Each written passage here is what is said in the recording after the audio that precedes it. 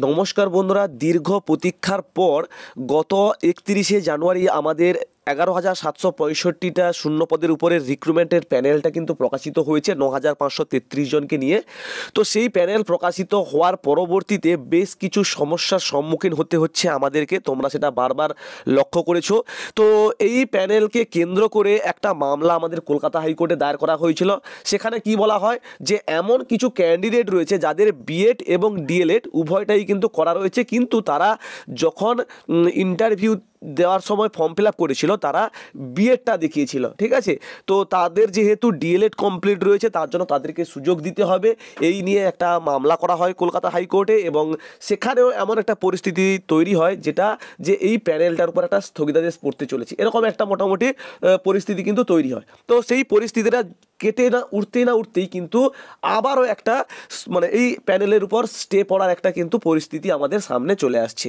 তো বন্ধুরা, তোমাদেরকে বলে রাখি, গতকাল আমাদের হাইকোর্টে যে মামলাটির শুনানি হলো, অর্থাৎ এই ডুয়েল মামলা, অর্থাৎ বিএড ডিএলএড একই সাথে করা রয়েছে এমন ক্যান্ডিডেট যে 11-12 জন মিলে মামলাটি করেছিল, সেই মামলাটির কারণে কিন্তু চলতি নিয়োগ প্রক্রিয়ার উপর কোনো প্রভাব পড়েনি। শুধুমাত্র বলা হয়েছে তাদেরকে একটা সুযোগ করানোর জন্য কিন্তু চান্স দিতে হবে, এটাই কিন্তু জাস্ট বলা হয়েছে।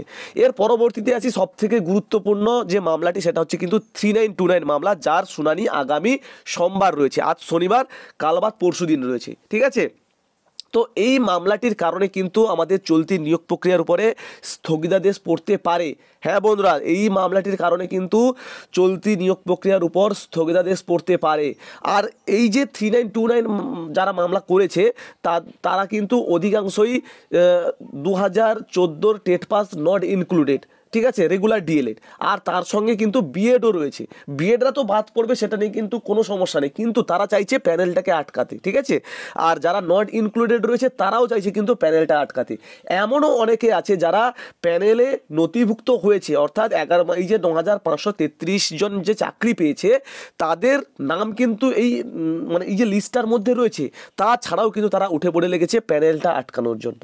কি ভাবছে তারা বলতে পারবো না, হয়তো ভাবছে যে আমি এখানে চাকরি করে কত টাকা পাবো, আমি যদি এটা দালালি করি তাহলে কিন্তু আমি অনেক টাকা ইনকাম করতে পারবো, এই ভেবে হয়তো তারা এরকমভাবে উঠে পড়ে লেগেছে।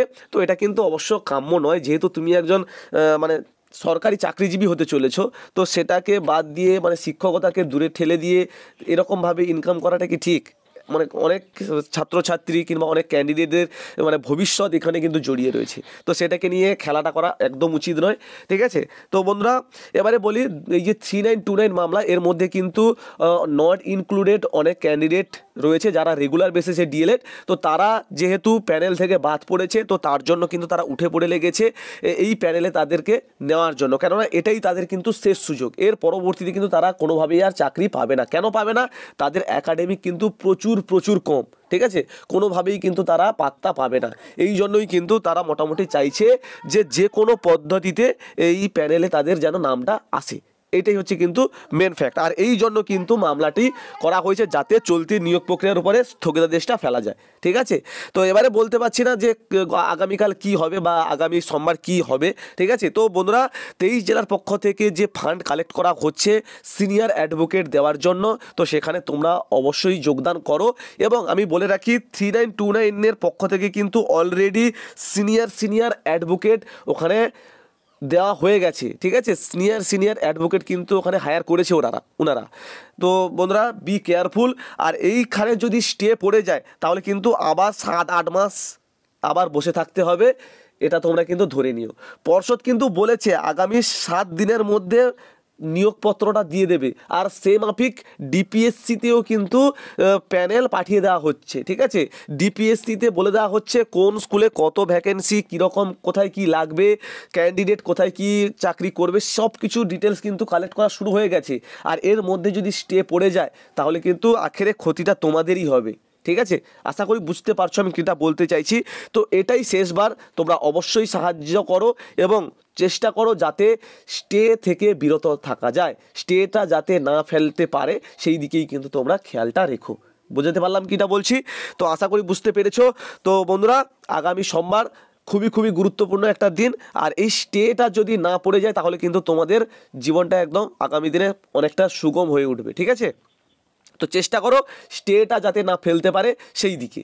ক্লিয়ার? তো দেখা হচ্ছে পরবর্তী ভিডিওতে। আজকের এই পর্যন্ত ছিল।